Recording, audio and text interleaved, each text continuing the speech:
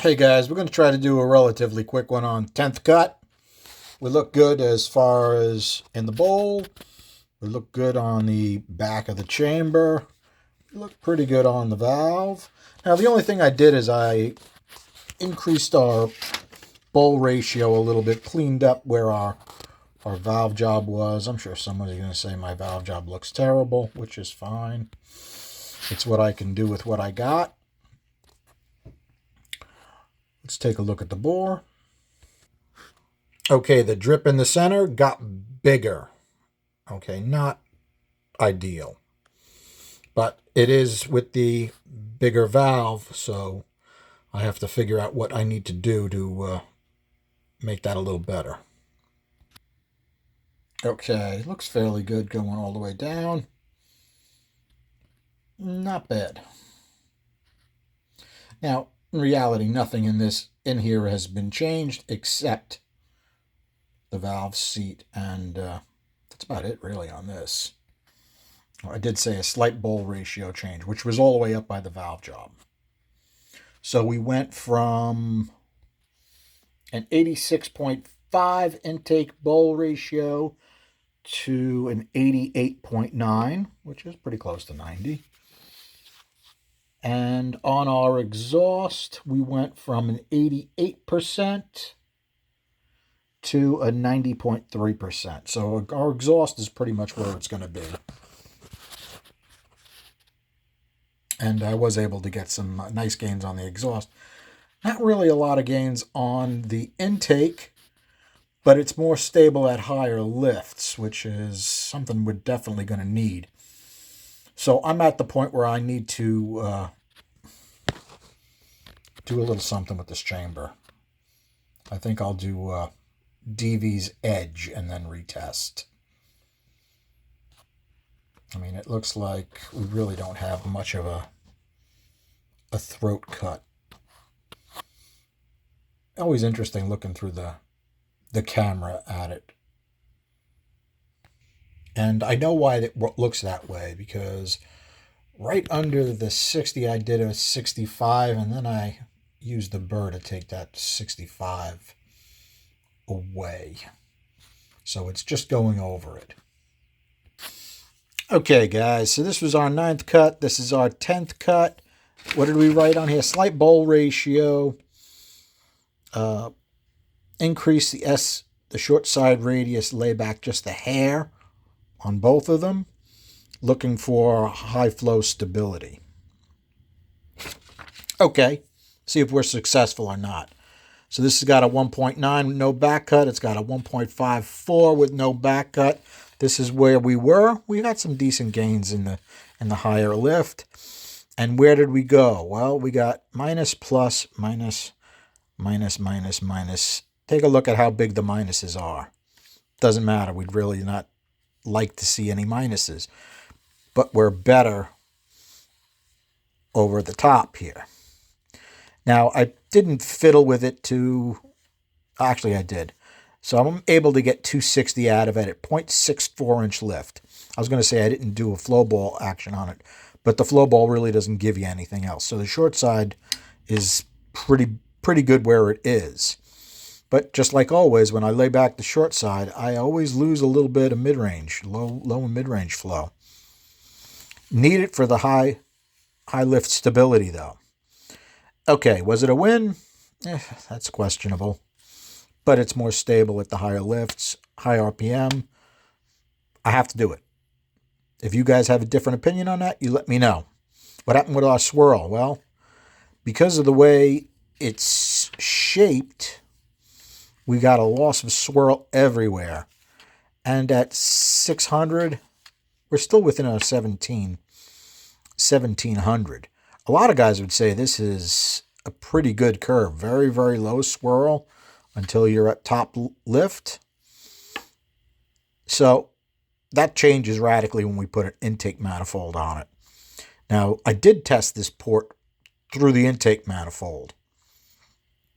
And the only thing I did was I made the intake manifold port a little bit taller. I don't have the right gasket, so I measured how big our port was on the head, and then I took some off and just raised it and lowered it just a little bit to make it closer of a match. It's still not perfect. Let's take a look at those flows. Okay, trying not to hit the pause button like I did on the one of the other videos. I'm all over the place. Okay, so this is what we were doing before. We were topping out at 201 at 600 lift. Okay, this is when it was flowing 243. All right, we're doing a little better than that. And all I did is I increased that height of that runner and a little bit. So let's put some pluses and minuses in. Okay, so we flowed through two different intake ports. This was number 5 on the intake manifold. And then I did it on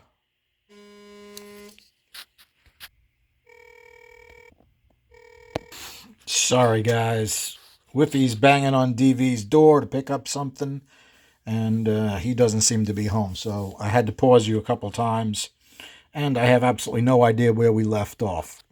I think we were doing, this is what we were doing with the intake, this is where we are with the intake, okay.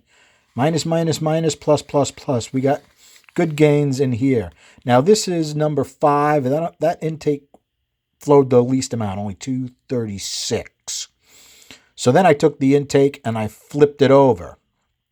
And then I have little numbers here. So we're going against number 4. It's up 3 here. It's up 0.4 here. It's minus 0.1 there. And it's plus 1 there. So it's very even from an upper plenum to the lower plenum. Sorry, guys. DV was asleep, but they got what they came for, so that worked out. Okay, so as far as being even from a lower plane to an upper plane, we're in good shape. I only checked our lifts from like 400 on for that. And let's take a look. We've got these, and we've got these swirls. We do have some swirl, a little bit lower than I'd like, but it does exist. Now that's with the plenum notched down about an inch. I did talk to DV about his 289 500 horsepower engine, and then I asked him if he did it with a dual plane. He said yes, but it was a Performer RPM air gap, and he thinks that they took the plenum divider all the way down in order to do that. So that's kind of interesting. I have plenty more that I could go with the plenum on that intake. It would be easier just to test with some spacers. I can't find my spacers. I may have brought them all back to storage. So let's go take a quick look at our airspeeds and see where all those minuses came from on the intake port. Okay, this is our 9th cut. This is 9th cut airspeeds, 10th cut airspeeds. What do we got? We got minus, plus, plus. Notice we're nicely even across our pinch. We took a little bit of a hit on our roof by increasing our throat ratio. Always interesting, right? But take a look what happened to our short side here. We took a nice dip down in the middle. I'm glad to see that lower airspeed there. That has to do with the little bit of extra layback I gave it. It's really a tight juggling act with the thickness of the casting, and I'd like to reproduce that curve as close as I can to each one. So baby steps, literally. We did take a bigger hit on the slow side. Now, something I've been thinking about, and you guys can give me a little input on. Now, DV calls this the no-go zone right here. You might just be able to see there's a line right here from the head gasket. I could take a little bit of this out, which would increase my speed on that short side, on that side, but it will also go against our swirl. And our swirl is already low, so I'm not really thrilled about doing that, to be honest. I did do some area ruling in here just to see where it is. The chamber is tight with a 1.9 inch valve. it's very tight right now. But compression's a big issue with this motor, so I really kind of taking it slow. Okay, we'll do the same thing with our exhaust. This is our 9th cut exhaust. How'd we do? Well, I don't think I showed you our exhaust numbers yet. Let's go back. Okay, kind of a mess. This was 9th cut. I ran out of room on this paper because I did through the manifold. But these are our exhaust flows now. Our throat ratio is up to 9.3. We got plus, plus. We still got a touch of noise right here. Plus, plus, plus, plus, plus, plus, plus. It's much happier. It maxes out at 206.5, which is just about where we had it with the bigger valve. I'm pretty happy with that the way it is. That did require a touch-up on our short side. I changed that arc slightly, and I did have to take a little metal out of both vertical walls in the port. It's a little bit bigger port, but it's much happier. And you can tell on the air speeds how much happier it is, right? Minus, plus, plus, right? This is much better than this. Plus, plus, plus, right? We've got something happening on the floor finally, which is a miracle. I did do work to our bump. I should probably show you guys the bump because I didn't take it all the way out, but I made it a much smoother curve for air to get around.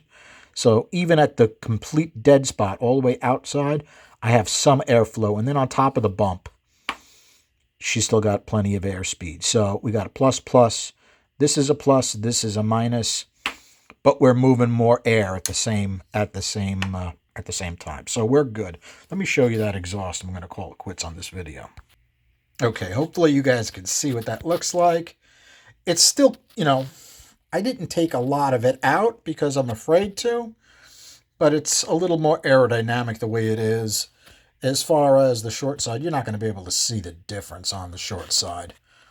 But the whole port is cartridge rolled, so it's got a decent finish on it. And it's working pretty good for what we got to do now. I think it'll cover it right now. If you don't think it will, please let me know in the comments, guys. All right, guys, you can see, I really wish I had a cutaway of this. It would be so much easier because the spots I'm afraid to take any extra metal out of are spots I cannot measure. And because that casting is so thin in a few spots, I'm not taking any chances, which really limits my ability to do what I'd like to do. All right, guys. Thanks for hanging out. Have a good night.